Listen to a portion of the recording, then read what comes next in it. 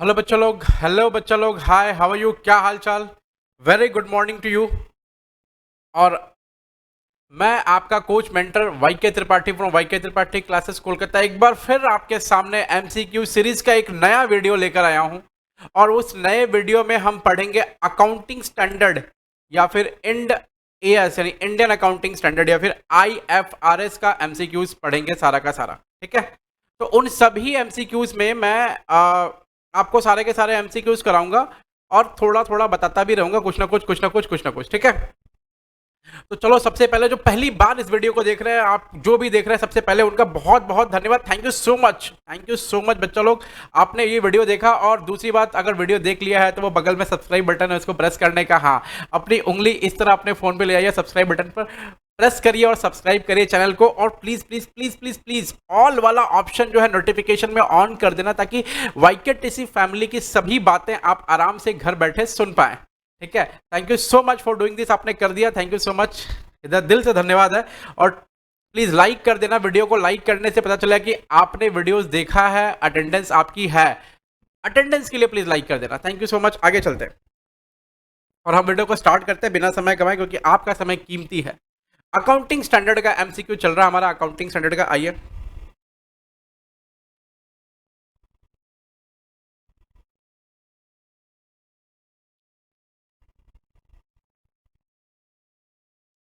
सबसे पहले मैं आपको छोटी छोटी कुछ बातें लिखवा देना चाहता हूँ। ठीक है, आप समझो,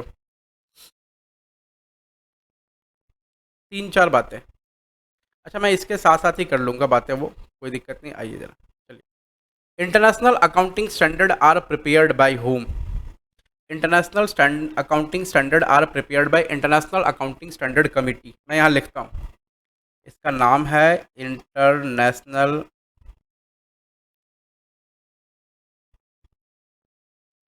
अकाउंटिंग स्टैंडर्ड कमिटी।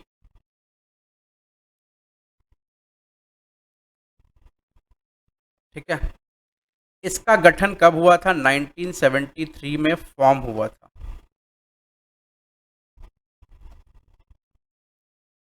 1973 में फॉर्म हुआ था, और उसके बाद 2001 में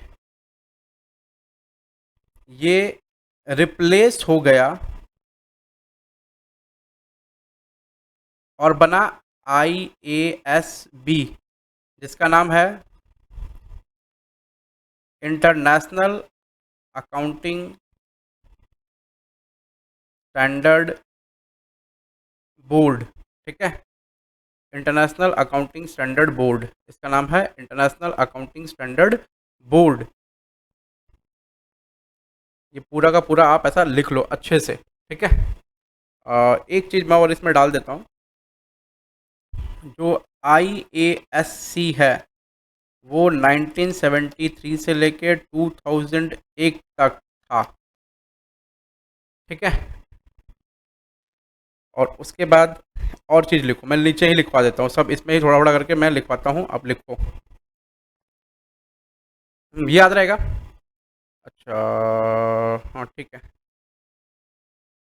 चलो। तो इंटरनेशनल अकाउंटिंग स्टैंडर्ड कौन प्रिपेयर करता है? International accounting standard committee. जहाँ पे IASC लिखा रहे वहाँ IASC देना, और जहाँ पे IASB लिखा रहे वहाँ पे IASB देना। याद रहेगा ये? ठीक है, चलो आगे। Accounting standard followed in India are, जो अकाउंटिंग स्टैंडर्ड जो इंडिया में फॉलो होते हैं वो international accounting standards in toto हैं। वो स्टैंडर्ड्स ऑफ FASB हैं, स्टैंडर्ड्स ऑफ AAA है, स्टैंडर्ड्स ऑफ ICAI होगा यहाँ पे, ICAI। ठीक है, ICAI का मतलब होता है institute of chartered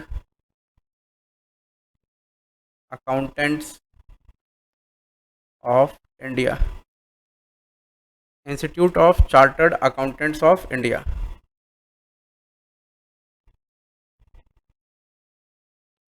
institute of chartered accountants of India.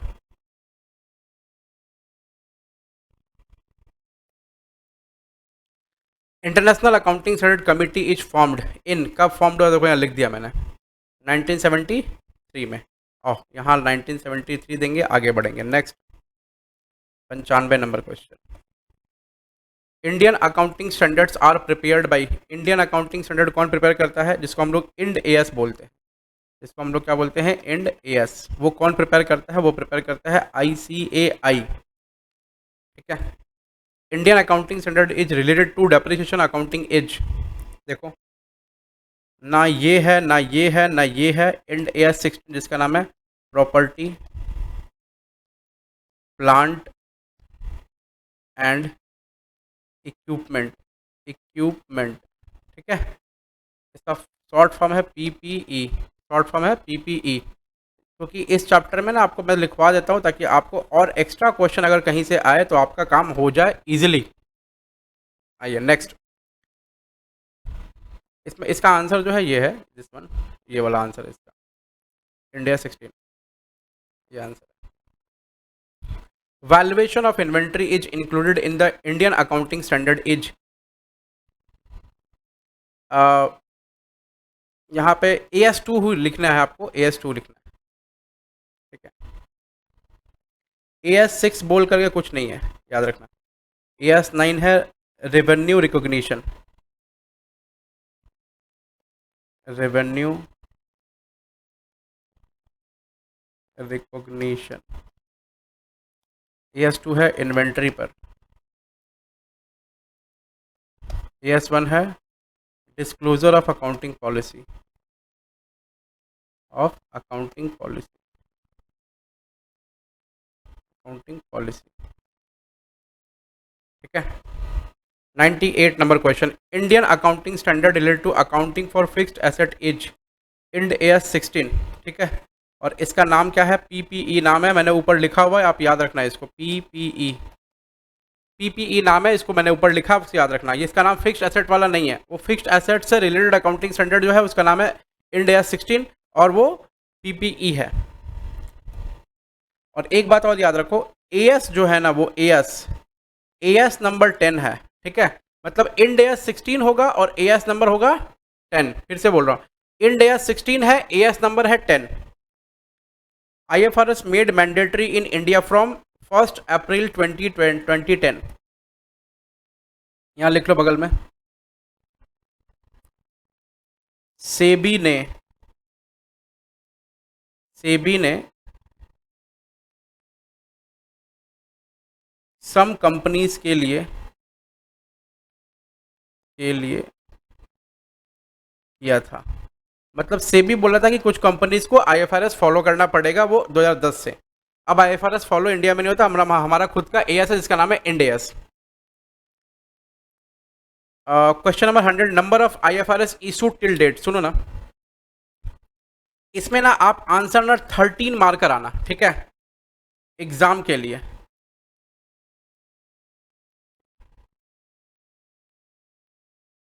Exam के लिए। अगर एग्जाम के लिए नहीं होगा तो भाई मैं आपको लिख देता हूं यहां पर 2024 तक, 2024 तक 17 18 एक second,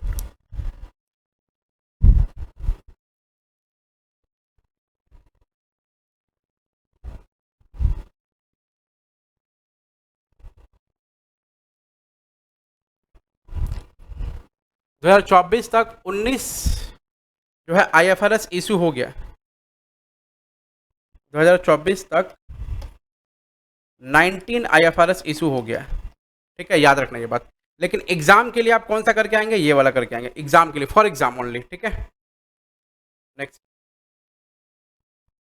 the old name of IFRS is IAS, international accounting standard, international accounting standard,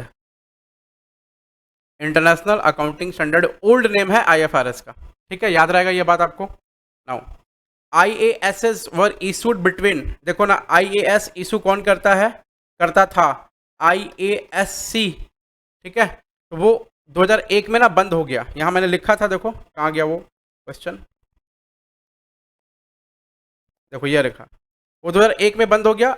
तब आ गया IASB, अब 2001 से IASB जो है इशू कर रहा है। तो ये जो है ना इसका आंसर होगा यहाँ तक, सिर्फ यहाँ तक, 1973 से 2001 तक था वो। Accounting standards are issued in India, accounting standard are issued by ICAI। India में अकाउंटिंग स्टैंडर्ड कौन इशू करता है? ICAI। International accounting standard are issued by कौन? IASB। Depreciation is under which accounting standard of India? इसमें से कोई answer नहीं है, ये सब आंसर गलत है।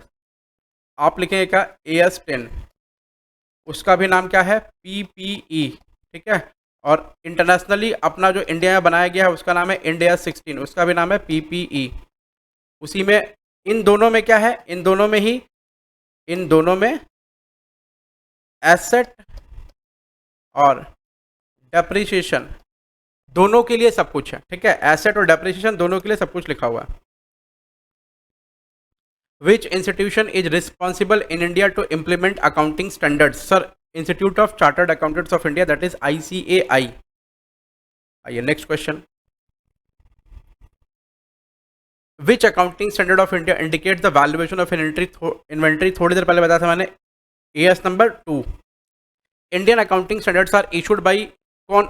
इंडियन अकाउंटिंग स्टैंडर्ड इशू करता है तो ICAI इशू करता है, ठीक है,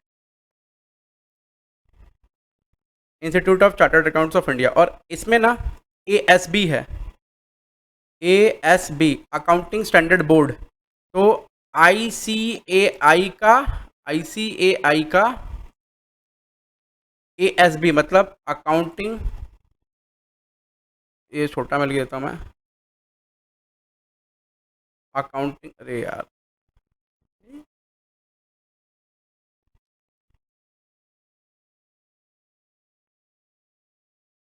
स्टैंडर्ड बोर्ड, ठीक है। कहीं ASB दिया तो आप बता देंगे, ये आंसर है। Which of the following accounting standard deals with valuation of inventory? 2 बार आ गया question. 10 number, in which Indian accounting standard valuation of inventory included? तो इसमें से कोई नहीं है, इसका नाम होगा इंड AS2। जहां जहां पे इंडियन लिखा होगा ना उसका नाम इंड AS है, जहां जहां पे सिर्फ अकाउंटिंग स्टैंडर्ड लिखा होगा उसका नाम AS है। Institute authorised to formulate accounting standards in India is ICAI।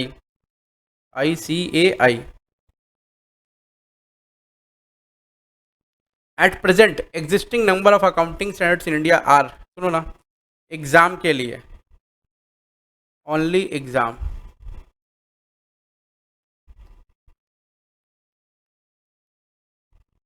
सिर्फ ये वाला आंसर टिक मारेंगे।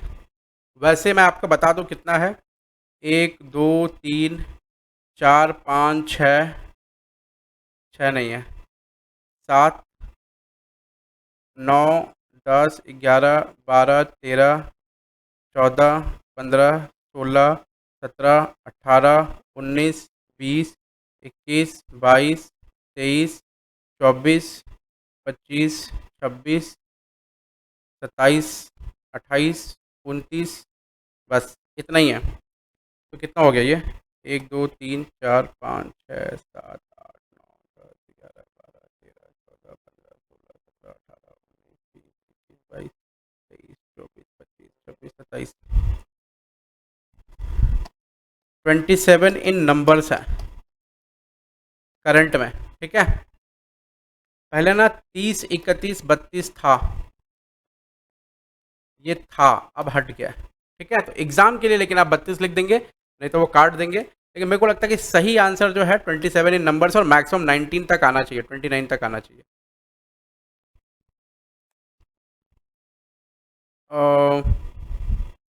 आप 29, ठीक है, जो भी है।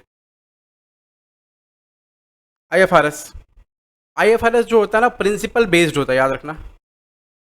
IFRS प्रिंसिपल बेस्ड होता है, एकदम एकदम एग्जैक्टली याद रखना। और AS जो होता है रूल बेस्ड होता है। IFRS प्रिंसिपल बेस्ड होता है और इंडिया में जो चलता है वो रूल बेस्ड होता है, ठीक है, रूल बेस्ड होता है, ये रूल बेस्ड होता है। IFRS प्रिंसिपल बेस्ड होता है और ये रूल बेस्ड होता है। उसके बाद IFRS are based on fair value. IFRS fair value पे बेस्ड है, ये आपका आंसर है। IFRS फेयर वैल्यू पे बेस्ड है। और जो इंड AS है अपना अपना जो इंडिया का AS है वो हिस्टोरिकल कॉस्ट पे बेस्ड है। ठीक है। When IASB setup it has adopted, जब IASB सेटअप हुआ ना तो सारा का सारा इंडियन अकाउंटिंग स्टैंडर्ड और स्टैंडर्ड्स ऑन इंटरनेशनल कमिटी, ऐसा कुछ नाम है इसका, वो सब का सब अडॉप्ट कर लिया उन्होंने। ठीक है। उसके बाद accounting standards are formulated by, ये तो नॉर्मल सा सिंपल सा है। चलो next, accounting standards are needed to bring uniformity. देखो ये यूनिफॉर्मिटी लाने के लिए है, ये boundary within which the accountant should has to function, ये करने के लिए है। और इंक्रीज करता है क्या ये रिलायबिलिटी, ये रिलायबिलिटी इंक्रीज करता है, इसके लिए भी है। तो ये इसका आंसर जो होगा all of this, all of this. Accounting standards are useful to the investor outsider auditors, sir तीनों के लिए यूजफुल है ये अकाउंटिंग स्टैंडर्ड, इसका ये आंसर होगा। Accounting standard should be reliable understandable both A and B. The number of accounting standard specified by the ICAI, मैंने आपको बोला है आप 32 या 29 दोनों में से कोई एक मार के चला आना, लेकिन मेरे को लगता है कि ठीक है। अब ये इतना इसमें दिक्कत है, क्या पता, अब क्या पता स्कूल में जो आपके सर लोग हैं वो लोग इसको कितना अपडेट किए नहीं किए मेरे को नहीं पता, लेकिन देखो करंट में 29 है, 30, 31, 32 काट दिया हुआ, मैं फिर से कह रहा हूँ।